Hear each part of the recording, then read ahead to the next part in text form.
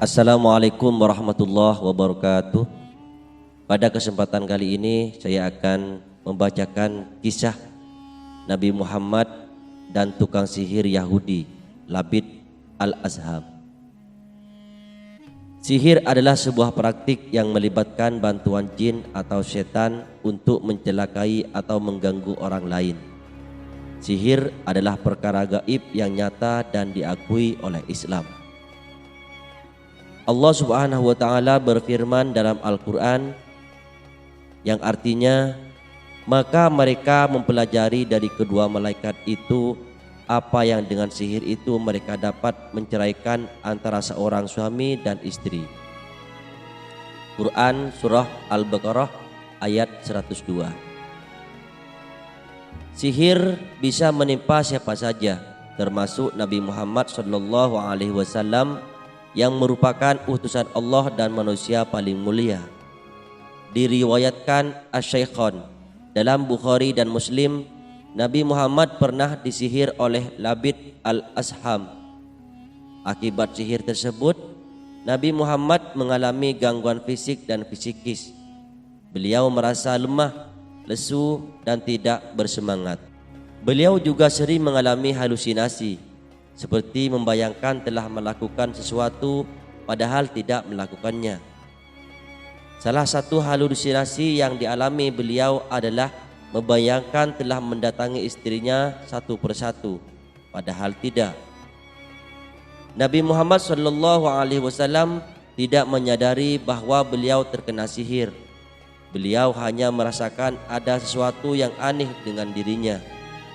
Beliau kemudian berdoa kepada Allah untuk memberikan petunjuk dan penjelasan atas apa yang menimpanya. Allah Subhanahu wa Ta'ala kemudian mengirimkan dua malaikat dalam wujud manusia untuk memberitahu Nabi Muhammad tentang sihir yang menyerangnya. Malaikat-malaikat itu menjelaskan bahwa pelaku sihirnya adalah Labid bin al-Asham dan tempat sihirnya adalah sumur Zarwan. Terkait adanya jawaban doanya itu, Nabi Muhammad memberitahukan pada Sayyidah Aisyah. Nabi Muhammad mengatakan bahwa Allah telah memberikan jawaban atas pertanyaan yang pernah beliau ajukan. Jawaban tersebut disampaikan oleh dua malaikat. Aku kedatangan dua laki-laki. Salah seorang duduk di sisi kepalaku, seorang lainnya duduk di sisi kakiku, kata Rasulullah kepada Aisyah. Salah satu malaikat yang berwujud laki-laki itu lalu menjelaskan bahwa Rasulullah telah terkena sihir. Labid bin al-Asham adalah pelakunya. Malaikat tersebut mengungkap jika Labid menyihir dengan menggunakan sisir dan rambut Nabi Muhammad serta kulit mayang kurma jantan. Labid bin al-Asham mengikat rambut dan kulit mayang tersebut dengan tali yang memiliki 11 simpul. Kemudian ia menyembunyikan gulungan sihir tersebut di bawah batu di dalam sumur Zarwan yang terletak di pinggiran Madinah.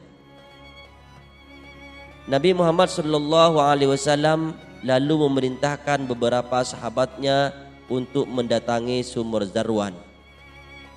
Sesampainya di sumur Zarwan, mereka melihat jika air dalam sumur Zarwan warnanya merah kecoklatan, seperti air perasan daun pacar, sementara kepala mayangnya seperti kepala setan. Satu riwayat menyebutkan bahwa gulungan sihir tersebut dibiarkan di dalam sumur. Nabi Muhammad SAW tidak meminta untuk mengangkatnya karena Allah Subhanahu wa Ta'ala telah menyembuhkannya. Beliau juga tidak suka menyebar keburukan kepada orang banyak. Nabi kemudian meminta agar sumur Zarwan ditutup. Sementara itu, riwayat lain menyebutkan bahwa gulungan sihir tersebut diangkat dari dalam sumur. Setelah dibakar, buhul tersebut memperlihatkan tali dengan 11 simpul yang susah untuk dibuka. Ketika itu turun wahyu surat Al-Falaq dan An-Nas, Ma'awizatain kepada Nabi Muhammad sallallahu alaihi wasallam. Setiap Nabi membaca 2 surat itu, maka terbukalah satu simpul tali tersebut, dan demikian seterusnya hingga 11 kali. Sejak saat itu, sebelum tidur Nabi Muhammad sallallahu alaihi wasallam selalu membaca Muawwidzatain, Al-Falaq dan An-Nas. Ada yang menyebut Al-Ikhlas, Al-Falaq, An-Nas sebelum beliau tidur. Tidak lain, ini adalah untuk melindungi dirinya dari hal-hal yang tidak diinginkan seperti sihir. Kalau seandainya beliau sakit, maka istrinya Aisyah yang membacakan surat-surat tersebut dan mengusapkan tangannya ke tubuh Nabi Muhammad sallallahu alaihi wasallam. Sihir dan penyihir dalam perspektif agama Islam. Islam jelas mengharamkan praktik-praktik sihir. Dalam sebuah hadis riwayat Nasa'i dari Abu Hurairah, Rasulullah sallallahu alaihi wasallam menyejajarkan sihir dengan dosa paling besar, yakni syirik. Secara kebahasaan, sihir berakar kata dari bahasa Arab asyir, yaitu berarti tipu daya atau pesona. Biasanya ada niat jahat pelakunya terhadap sasaran-sasaran tertentu. Beberapa praktik sihir mampu mengubah perasaan seseorang terhadap pasangannya, misalnya dari sayang menjadi benci. Penyihir era Nabi. Untuk menggambarkan perbedaan pandangan kedua pihak itu, di sini sekedar contoh ihwal para penyihir di zaman Mesir kuno. Al-Quran surat Al-A'raf ayat 103 sampai 125 menceritakan bagaimana para penyihir yang awalnya mendukung Fir'aun kemudian berbalik melawannya. Itu setelah sihir mereka kalah dengan tongkat Nabi Musa alaihissalam yang atas izin Allah subhanahu wa ta'ala menelan apa yang mereka sulapkan.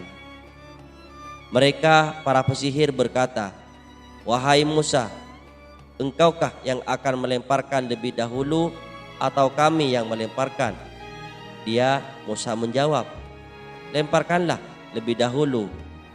Maka setelah mereka melemparkan, mereka menyihir mata orang banyak dan menjadikan orang banyak itu takut karena mereka memperlihatkan sihir yang hebat atau menakjubkan. Dan kami wahyukan kepada Musa, "Lemparkanlah tongkatmu." Maka tiba-tiba ia menelan habis segala kepalsuan mereka. Quran surah Al-A'raf ayat 115 sampai 117.